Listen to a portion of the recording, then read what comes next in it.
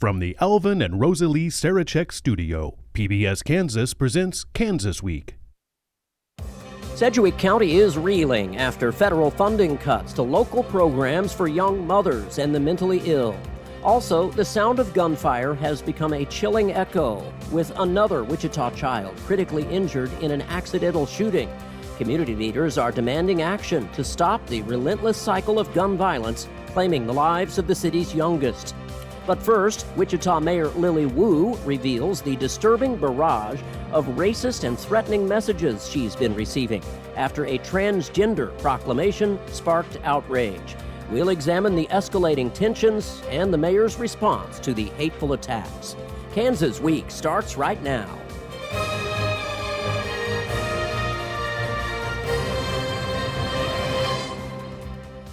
Hello and welcome to Kansas Week. I'm Jared Cirillo. Wichita Mayor Lily Wu says she is facing escalating threats and racist attacks after her signature was missing from last month's Transgender Day of Visibility proclamation. The mayor posted on social media calling the missing signature an administrative error and stating emphatically that she did not refuse to sign it, contrary to some media reports. Wu says the fallout was moved from angry social media posts to hateful emails, and now even in-person confrontations. To illustrate the severity, Wu shared part of one racist email that she received. We're showing that on the screen now. It reads, quote, "Go back to Guatemala where you belong. You may be deported. Hey, here comes Ice Ice Baby," unquote. Mayor Wu says she has also received supportive messages regarding the issue. The city's ethics board has confirmed it's now investigating 21 complaints filed against the mayor regarding the proclamation incident. Lots to talk about. We have a full panel of guests here to talk about this and some of the week's other big stories. We have State Democratic Representative Casey Ohabisam of Wichita, Republican State Representative Leah Howell of Derby, syndicated talk radio host Andy Hoosier of the Voice of Reason radio show, and political science professor Russell Arbin Fox from Friends University. Thank you all for being here. Dr. Fox, let me start with you as an outsider, kind of an outsider looking in from all of this. This story just doesn't seem to die. It's been going on for a month now. It is. I don't think anybody, both the people that were pushing for the proclamation and the people that were opposed to the proclamation, really imagined that it would develop in the way that it has, involving obviously a lot of very angry and completely out of line people talking online. You've got elected officials on the city council and people that support those officials in the Sedgwick County Republican Party taking positions or arguing in one way or another. The one message that was shared there, I mean, the first thing that you have to say, obviously, is that, that's disgusting. And it's not acceptable. Right. That is not the sort of thing that anybody should give, any kind of credence to. The other thing that strikes me about it is just how very confused the person writing that message or sending that message was to essentially bring in all sorts of associations with, immigration issues and President Trump's policies, and tying that to a declaration made by the city council. I mean, it's just, strange, ugly, and wrong, but also just confusing.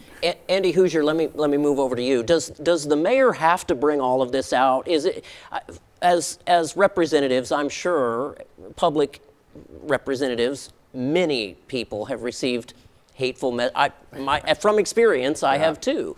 Is it important for the mayor to bring this out, or is she continuing to drag this on herself? No, I think it's good that she brings it out to light to show kind of the transparency of what's going on, and it brings out the deeper conversation of identity politics. I mean, that was what started this in the first place, right? It's all about identity politics, and it shows the deeper rooted issue of what identity politics has led to with a division and a hate. So for her to bring it out shows the ugliness and the support at the same time. I wish we would get past this issue. I wish we could go past it because it has gone way too far.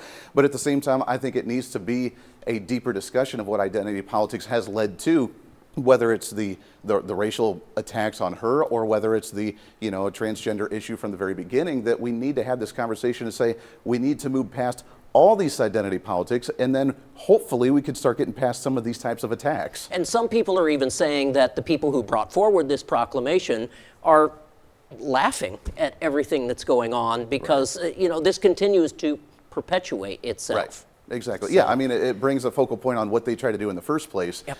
And what she tried to get away from. When Lily Wu first came out and refused to, read the proclamation, it was, I'm not going to virtue signal. I don't want to focus on identity politics. I want to represent everybody instead of just certain collective groups. I don't want to deal with this garbage. And look at what it's blown out to, is the same that were upset about that are the same ones that are focusing on identity politics attacking her. Yeah. Well, okay, so you're using identity politics in a really broad manner there, and you can defend that kind of broad definition, but surely even within that broad definition you can distinguish between a form of identity politics that is expressed in a very affirmative way and a form of identity politics that's making targeted ugly attacks. I mean, if you want to say that they have the same root, that's one sort of argument. But certainly just in terms of discourse, you recognize that there's a difference between a declaration of let's recognize some people and a message that says you need to go to Guatemala, ICE needs to come get you. Or actual taxpayer funding being used to support anything that has to do with, because there's no taxpayer funding that's being used to support. This is a proclamation that says we recognize your visibility. What does that mean? And that's the problem I have with it, though, and I'm glad that what the mayor did was, what's the point of your visibility? What does that even mean? Like, I get the discourse on attacking, using it as a slander as opposed to trying to recognize. What are we recognizing? I mean, I'm a conservative talk radio host, so I need a proclamation for conservative talk show hosts with braided mohawks. Sure, but what are we recognizing when we here? say Deaf and Blind People Day? What are we recognizing there? That's exactly the point. I mean, do we need a specific day of visibility for a certain group of people? Any transgender individual has the same ability and right to go to a city council meeting, express their thoughts, advocate for a certain agenda that they want in their communities. Doesn't necessarily need to be a day of you're super special, we need to recognize you on this particular day. I've never, from any side, from left or right, I've never enjoyed identity politics in that side. It doesn't make any sense to me. We're a community. We don't need to single out individuals or groups. Let me move over to KC. Identity politics, do you agree? Well, it's not about if I agree. I mean, of course, I kind of disagree with you in terms of the visibility. Of course, we all are in this together. Definitely, it doesn't hurt to recognize any group or one, at any particular day. My issue with this whole thing is, just like what Dr. Fox has said, is getting kind of disgusting. As public officials, one thing that we learn is that we can't please everybody. Okay, definitely, we're in our seats, to do the best we can. And for anyone to actually take it out against us, by sending the mayor, threat messages or hateful messages, to me is very unacceptable. One way to solve it is, if you don't like what any representative or any person that you have voted to put in office, one way to actually resolve is actually next election, go out and vote. If you still don't like it, put your name on the ballot, and and so be it. But attacking representatives or anyone or any elected official, to me, is unacceptable. Yeah. Leah Howell, I'll give you the last word. You haven't talked yet, so. Well, I'll just say that, as you already stated, it's part of being an elected official. You will be criticized. You will receive hate mail, or mysterious powder in the mail, and it is, I've done all of it. I've had my fair share. I've had my fair share recently. It's acceptable. So nobody's saying it's acceptable. Absolutely not. Criticism is acceptable. It's when the criticism is couched in such a targeted, hateful, crude way. Right. I mean, and of course, the anonymous packages and threats. I mean, then you're even further beyond the pale. Yeah. All right. But you can distinguish between different types of rhetoric here. We don't have to lump them all together. Yeah. All right. We'll move on. In Wichita, a wave of grief and anger is growing after yet another child became a victim of gun violence. Just last week, a 4-year-old girl was critically injured in an accidental shooting. Cake's Kate Devine reports the tragedy has pushed community leaders to their breaking point. Through this collection of great minds, that we might make an impact in our city. It was a call to action I was literally flying in from Alabama, sitting at a layover when I got the news another child had been shot accidentally. And I was just thinking to myself, this is the third child in less than 3 months that has been shot under 10 years old. Gun violence continues to rip through Wichita. Now with small children hit. In less than 3 months, bullets hit 3 children, and 2 of them died. Gunfire killed a 1-year-old girl in February. A 7-year-old boy, Davian Gunter, died being shot in a South Wichita home. And just last week, a 4-year-old girl accidentally shot herself at a Southeast Wichita business.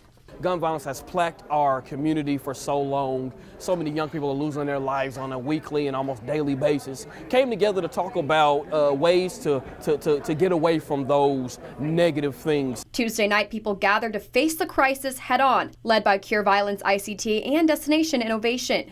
Speaking and reaching out to the young people, educating them on gun violence and, creating relationships with them, safe spaces, places they can go and receive gun training, proper gun handling training. The program focuses on young people between ages 14 and 25 in one specific part of Wichita. Been in this community my entire life, and as long as I can remember, guns have played a negative part in our community, definitely our African American community and those who live in the 67214 zip code. It's a message of unity, he says, that he hopes can spread far beyond last night's meeting and maybe even help save a life of any age. I love my city.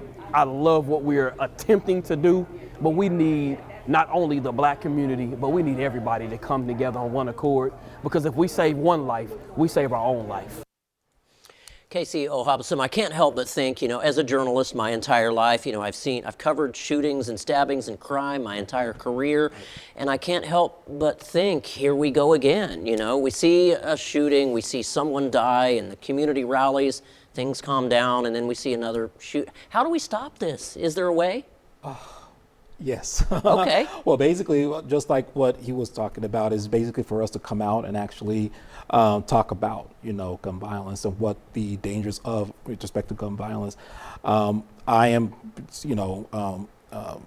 for doing what we can to actually minimize the problem, and that's pretty much, have adults leaving guns, carelessly for children to go pick up and play with it. So whatever we can do on the state level or on a local level, just by talking about it, and having some kind of reform, with respect to gun violence, definitely will help. Leah Howell, it is good to see community members coming together to talk about this, but unfortunately in such tragic circumstances. Absolutely. To see to see 3 children injured or dead in our community, especially such young children, is absolutely heartbreaking. And it shows that we have gaps within our Wichita community that are very serious. And gun safety and gun safety training, I think, is very important. But just as much as that, and I love seeing that we have community members that are stepping forward. But as much as gun safety is important, part of what's important here is parenting training and mentoring, because there are many tools around our houses that are dangerous to children, and supervision of those children is important in all those things, and guns are part of that. And so we need to take all of that seriously in keeping our children safe. Little children must be supervised to help them be safe, and gun safety is part of that, and parents taking those things seriously.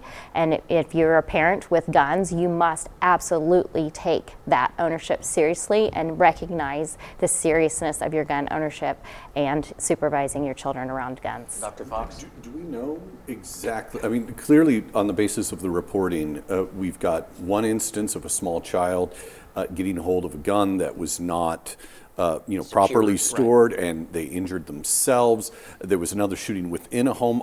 Is all of this really going to be well addressed with the language of, gun safety, gun training in the home? I mean, if so, then obviously that's a crucial thing. And I think it's something that's broadly recognized by people on both sides of our many political debates. So it sounds like you're calling for more state regulation. Not here. necessarily, but I want to understand if this is something that we can really adequately describe, at least when we're talking about these recent shootings, primarily in terms of gun safety, primarily in terms of, parents taking responsibility as gun owners within the home.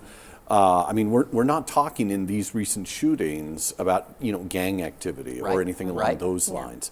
So that really kind of narrows the band of the possible responses, the most reasonable responses we can pursue. Andy? Yeah, I agree. Look, I mean, we got to remember there's two different terms we're talking about here, and we're kind of intermingling them, and I think we need to remember to divide these. Accidental shootings and gun violence are two separate issues here. Good point. And the stories talking about gun violence and the community organizations, which God bless them, trying to stop gun violence in the community, is a good thing. Accidental shootings are completely separate, and they can't be intermingled here, because politically that's where we start the argument of we need to start doing more gun regulation because of gun violence when we're talking about an accidental shooting. So you're right, we need to work better on the training of firearm safety, firearm storage in the home, keeping the kids, like you said, Lee, about keeping kids away. I wish we could pass the Eddie Eagle program in the state that literally just says for a child, if you see a gun laying around, to don't touch it and go tell an adult. The fact that we can't pass it is absolutely insanity, but we need to separate those two, and we need to promote more gun training, more gun safety, more gun storage, encouragement to teach people. Gun violence we need to address too, but that's a totally separate issue. Yeah. Go ahead, Leah. Notice you call that encouragement, but you do recognize that at a certain point, that is also regulation. I mean, you can get into situations where you're talking about gun storage within the home and training and so forth. I mean, this is a regulatory apparatus. Let me let Leah chime in here. Leah, go ahead. Just super briefly, I just wanted to say I did not get a chance to research and just double check myself, but I believe in two of these cases, parents have been charged in two of these cases. Okay. So I think that's so important to know. note. Element is there. Yeah. All right. Okay. All right. Significant changes are on the horizon for vital social services in Sedgwick County. The federal government pulling funding for two key programs, one providing crucial resources for young mothers and another helping individuals navigate the early stages of psychosis. KSN's Zena Taher reports. County leaders are now scrambling to figure out ways to fill the funding gap and ensure that the services continue. Sedgwick County ComCare adjusting to a loss in federal funding for a program to help those dealing with psychosis for the first time. The sooner that someone gets treatment and starts working on that, the better the outcome, the better the prognosis. Even with the loss in funds, ComCare is uniquely positioned to cover costs. Because the department bills people for services, it can afford to cover costs for the program through its existing revenue funds. That isn't true for the program intended to provide resources for young moms. That's a conversation we're having to see if there's another revenue source or if there's a community partner that might be able to pick that up. He says the county is adjusting to changes happening faster than usual. We're learning of some of these reductions or eliminations of grants sometimes after they've already happened. I think everyone is just trying to catch up with all that's happening at the same time. County Manager Tom Stoles says the county is trying to avoid cutting off programs straight away, so their new policy keeps grant-funded programs in place for 60 days after funding is cut off, and it uses county money to keep them afloat. If we want to continue the type of service that we historically have had through these federal grant processes, we're going to have to look at a different way of doing business, because that money's not going to be there anymore. The county is looking for solutions to keep programs funded and keep people on staff, something Westbrook says is essential.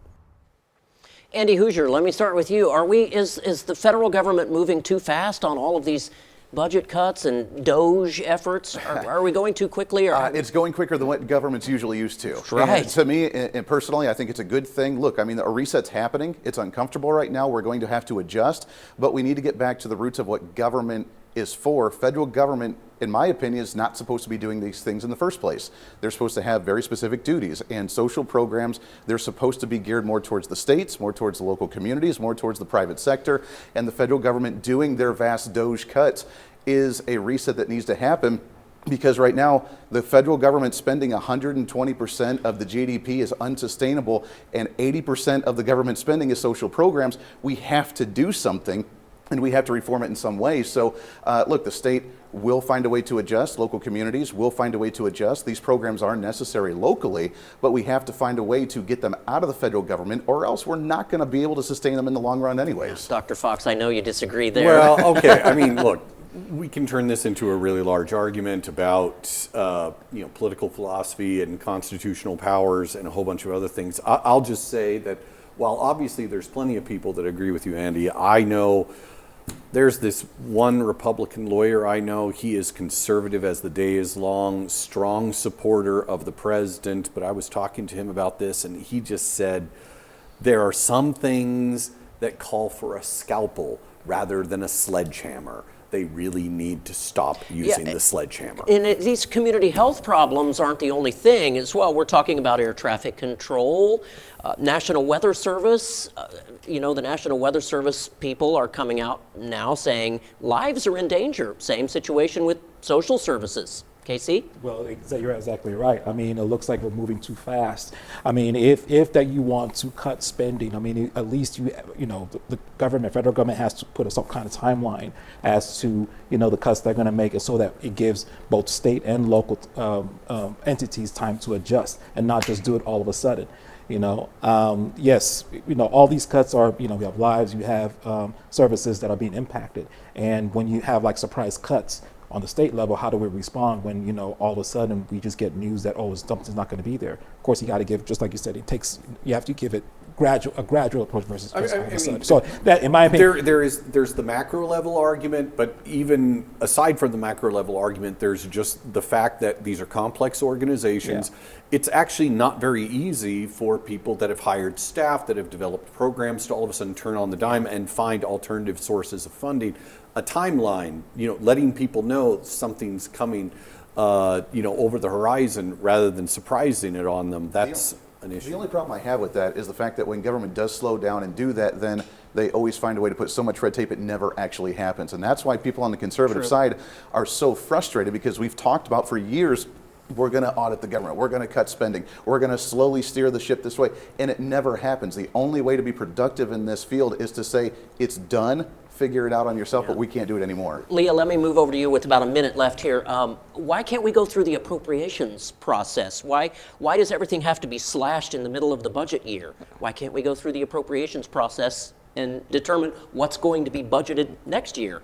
Yeah. Is that an idea? Well, I think we all love the idea of that. But again, I think sometimes we have to realize this is the world we're living in right now, and we have to adjust to this is where we are at, and Sedgwick County is a long ways from the top. Sure. So, and even the state of Kansas is a long ways from the top. So right now, today, we are going to have to adjust, and we're going to have to be nimble, and we're going to have to be careful to not spend dollars that we don't actually have in our hand. Yeah, and another thing that comes to mind here is, I think, before President Trump was elected to his second term, I think you could talk to Republicans and Democrats alike who would say the federal government is out of control. Now that something's being done with it, it becomes completely politically partisan, and you're one side or the other. It's hard, And we're trillions of dollars in debt. Yeah, that's the reality. We can't continue like that. Right. So, all right, we'll move on to our last story. It's a doozy. In Cowley County, some residents are seeing a whole lot more than they bargained for in their neighborhood. A local man has been spotted strolling around completely nude. Neighbors are shocked, but as Cake's Jocelyn Schifferdecker reports, local authorities say it's not illegal, though that could soon change.